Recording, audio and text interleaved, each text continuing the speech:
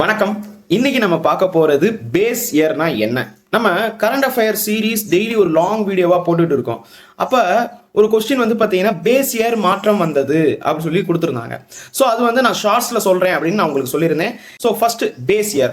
இப்ப அடிப்படை ஆண்டு அப்படி சொல்லும்போது ministry of statistic and program implementation, புள்ளியியல் மற்றும் திட்ட அமலாக்க அமைச்சகம் தான் வெளியிடுவாங்க. ஸோ என்னன்னு கேட்டா மொத்த உள்நாட்டு உற்பத்தி ஜிடிபியோடைய மதிப்பீடு என்ன அப்படின்னு சொல்லிட்டு அது சம்பந்தப்பட்ட ஒரு இந்த ஆண்டு திருத்தம் அப்படி சொல்லிட்டு revision of the base year அப்படி சொல்லிட்டு வெளியிடுவாங்க.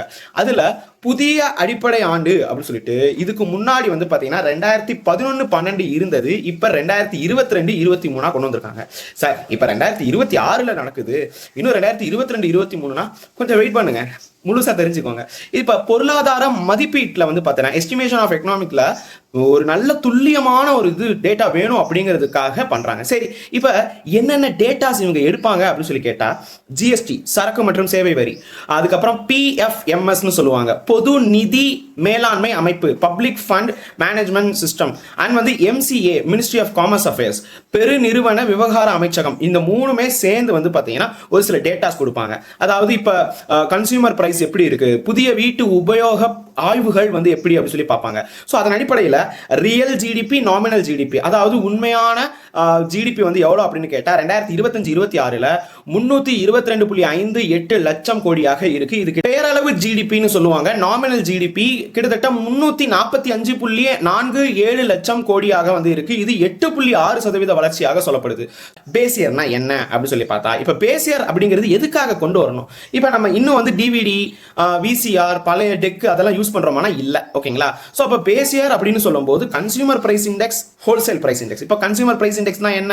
அது வந்து நம்ம 140 கோடி மக்கள் வந்து பாத்தீங்கன்னா எதை வந்து கன்சியூம் பண்ணிக்கிறாங்க, ஓகேங்களா? சோ அது ஒண்ணு. ஹோல்சேல் பிரைஸ் இண்டெக்ஸ் அப்படிங்கிறது பல்க் சோல்ட் அப்படின்னு சொல்லுவாங்க. சோ இதுல என்ன மாற்றம் நிகழ்ந்துள்ளது அப்படின்னு சொல்லிட்டு பார்ப்பாங்க, ஓகேங்களா? சோ இன்ஃப்ளேஷனை வந்து பாத்தீங்கன்னா சரியா அளக்கணும், அளவிடணும், அதுவும் ஒவ்வொரு பொருளுக்கு அப்படின்னு சொல்லும் போது இந்த பேஸ் இயர் ரொம்ப முக்கியம்.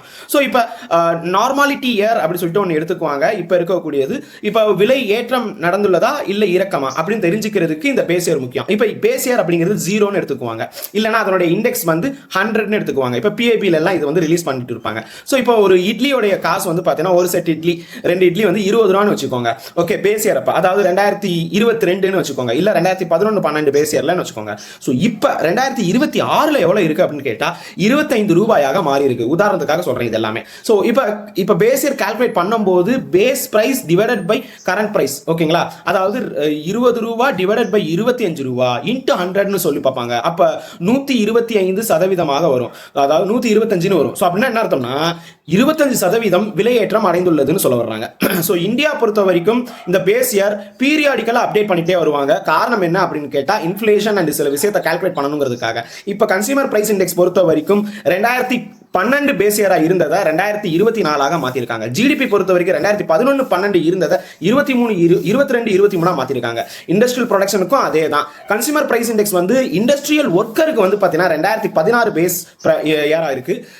சிபிஐ பொறுத்த வரைக்கும் கன்சியூமர் பிரைஸ் இண்டெக்ஸ் வந்து rural labour as well as agriculture பொறுத்த வரைக்கும் 2019 தான் இன்னமும் பேஸ் இயரா இருக்கு. சோ அப்போ ஒவ்வொன்றுக்கும் பேஸ் இயர் மாறும். சோ அதனால அதை வச்சு டிஎன்பிஎஸ்சில கொஸ்டின் கேட்பாங்க. 2024 ஏன் வந்து இந்த கன்சியூமர் பிரைஸ் இண்டெக்ஸ் அந்த இயர் வந்து பார்த்தீங்கன்னா சேஞ்ச் பண்ணியிருக்காங்க அப்படின்னு சொல்லி பார்க்கும்போது நம்ம நிறைய மாறிட்டோம். நெட்ஃப்ளிக்ஸ், ஹாட்ஸ்டார், அதுக்கப்புறம் என்ன சொல்ல நிறைய பென்ட்ரைவ் உள்ளிட்ட விஷயங்கள். பென்ட்ரைவே இப்போ ஓல்ட் ஆயிடுச்சு. ஸ்மார்ட் ஃபோனே வந்து பார்த்தீங்கன்னா இப்போ அதை தாண்டி வந்து பார்த்தீங்கன்னா அப்டேட் நிறைய வந்துருச்சு. இன்னும் நம்ம டிவிடி எல்லாம் யூஸ் பண்ணுறது இல்லை. ஈவன் நம்ம வந்து செலவு செய்யறதே வந்து பார்த்தீங்கன்னா மாற்றம் நிகழ்ந்துள்ளது. நிறைய வந்து அப்டேட் ஆயிருக்கும். ஸோ இதனால வந்து பார்த்தீங்கன்னா 2024 நம்ம வந்து மாறி இருக்கோம். சில இடத்துக்கு குறிப்பாக வந்து combine and retail consumer price இண்டெக்ஸுக்கு நம்ம மாறி இருக்கோம் பேஸ் இயரை. ஸோ இதுதான் விஷயம். இந்த தகவல் எல்லாம் வந்து உங்களுக்கு எக்கனாமிக்ஸ்ல குரூப் 1, குரூப் 2, குரூப் 4 போன்ற எல்லா யூபிஎஸ்சி எல்லாத்துக்குமே யூஸ்ஃபுல் ஆகும். உங்களுக்கு பிடிச்சிருந்துச்சுன்னா சப்ஸ்கிரைப் பண்ண மறந்துடாதீங்க. தேங்க்யூ.